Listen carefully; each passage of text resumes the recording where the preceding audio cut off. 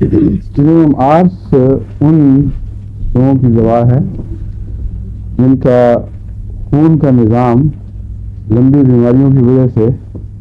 بالکل الٹ پلٹ ہو چکا ہو اور جگر بھی بیٹھ جائے، گودے کی ہڈی کے گودے میں نقص پیدا ہو جائیں، اور اگرچہ بلڈ کینسر تو نہیں کہہ سکتے مگر اس سے بڑے بڑے خون کی خرابی سے جو بھی مریض میں علامتیں ظاہر ہونی چاہیے وہ سب اس میں ظاہر ہو جاتی ہیں، اور چہرہ پھولا پھولا، سارا جسم پھلپھلا اور انیمک، اور چہرے سے عمر سے بہت زیادہ جھریاں اور بڑھاپے کے آثار دکھائی دیتے ہیں۔ ایسا مریض جس کو دیکھ کر لگتا ہے کہ بس اس میں کچھ نہیں رہا، یہ خاص تصویر ہے اسٹیریوم آرس کی، اور خون کی وجہ لگتا ہے اس میں کچھ پانی اور کچھ خون تھوڑا سا ملا ہوا گھوم رہا ہے جسم میں۔ ایسے مریضوں میں یہ ایک مثالی دوا ہے کیونکہ ہر پہلو سے اس کے ساتھ اس کی مشابہت ہوتی ہے، لیکن باوجود اس کے جب تک اس کی کنہ، اس کی تفصیل، اس کے اندرونی مزاج کو آپ نہ سمجھیں، آپ صحیح معنوں میں اس کا استعمال نہیں کر سکتے۔ اس تمہید کے بعد چائنا اور آرسنک سے مل کر یہ بنتی ہے دوا۔ چائنا کس کو کہتے ہیں؟ چائنا ایک سنکونا بارک سے بنتی ہے۔ سنکونا بارک وہ ہے جس سے پرانے زمانے میں کنین بنائی جاتی تھی، اور ملیریا کی سب سے چوٹی کی دوا یہی تھی۔ بعد میں بھی بہت سی ایجاد ہوئی مگر اب تک کنین کو ایک اپنا مقام حاصل ہے، اور چائنا اسی کا نام ہے۔ سنچ بھی کہتے ہیں اس کو، سنکونا بارک۔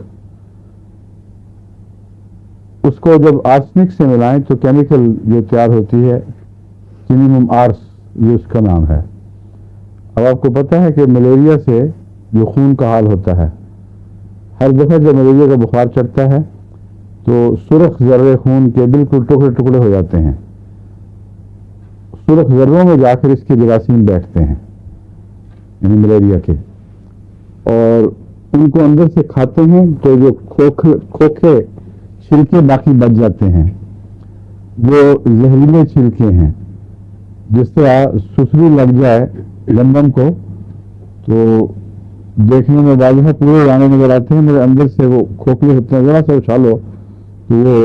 وہ ہوا میں اڑ جاتے ہیں۔ ویسے ہی حال خون کے خلیوں کا، سرخ خلیوں کا یہ کرتے ہیں ملیریا کے جراثیم۔ ان کو توڑ پھوڑ کے واپس یہ چلے جاتے ہیں جگر میں۔ جگر ان کی پناہ گاہ ہے، وہ ان کی کمین گاہ ہے، وہاں چھپتے ہیں اور پھر انتظار کرتے ہیں اگلے حملے کا۔ اس عرصے میں جب یہ حملہ کر رہے ہوں تو سردی محسوس ہوتی ہے جسم کو، کیونکہ خون کے ذروں پر حملہ ہے جن کے ٹوٹنے سے گرمی پیدا ہوتی ہے۔ روزمرہ کی جو گرمی ہے اس کی بجائے شدید سردی کا احساس ہوتا ہے،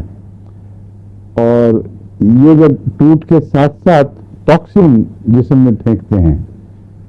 کھاد و گند، جس طرح چوہے کتر جاتی ہیں چیزیں تو بدبودار سا گند باقی رہ جاتا ہے، اس کے چھلکوں کے ساتھ وہ گند ہے جو سردی میں اضافہ کرتا ہے اور بخار کے لیے تیار کرتا ہے۔ اس ٹاکسن کا رد عمل ہے وہ سردی، جو پھر بخار میں تبدیل ہوتی ہے۔ شدید جسم کو گرمی کی ضرورت ہے، کیونکہ جو خون کے ذرے گرمی پیدا کرنے کے ذمہ دار ہیں وہ کھائے جا رہے ہیں۔ اس کے لیے جسم میں رد عمل پیدا کرنے کے لیے قدرت نے اس کے زہر کا یہ طبی رد عمل رکھا ہے کہ جسم سردی کے بعد کانپنے لگتا ہے، اور کانپنے سے اندر ٹکور ہوتی ہے۔ جتنا تیزی سے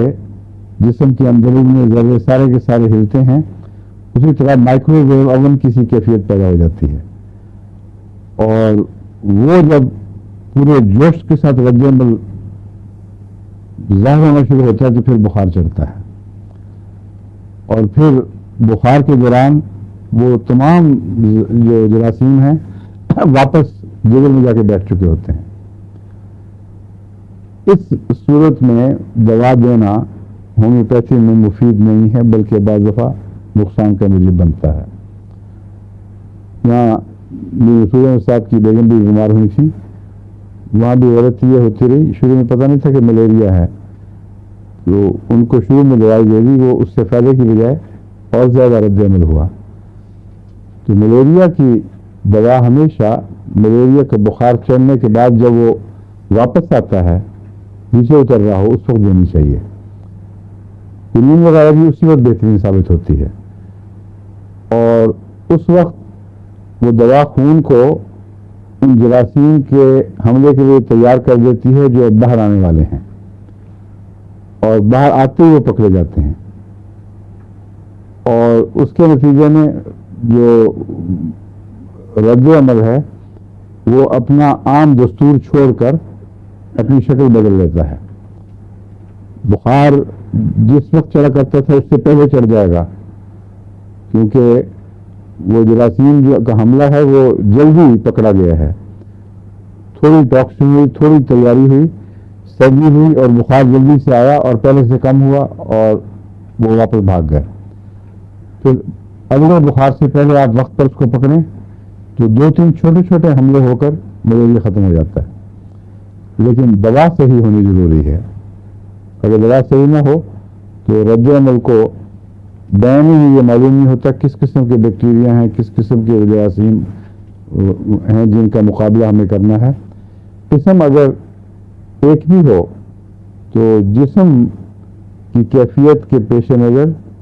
ہر ملیریا کے حملے کے لیے الگ قسم کے دفاعی خلیوں کو حرکت میں آنا پڑتا ہے۔ اس لیے بہت یہ کمپلیکیٹڈ یعنی الجھا ہوا معاملہ ہے، اس کو چھوڑ دینا چاہیے کہ کس طرح ہوتا ہے، مگر یہ یاد رکھیں کہ صحیح پیغام دینا ضروری ہے، اور صحیح پیغام میں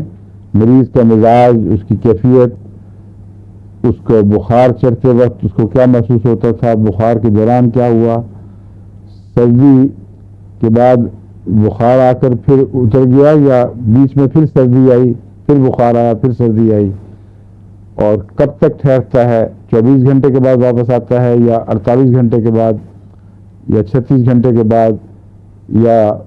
بعض دفعہ اس سے بھی زیادہ ٹرشری فیور، تو یہ بعض ہفتے کے بعد ریپیٹ کرتا ہے۔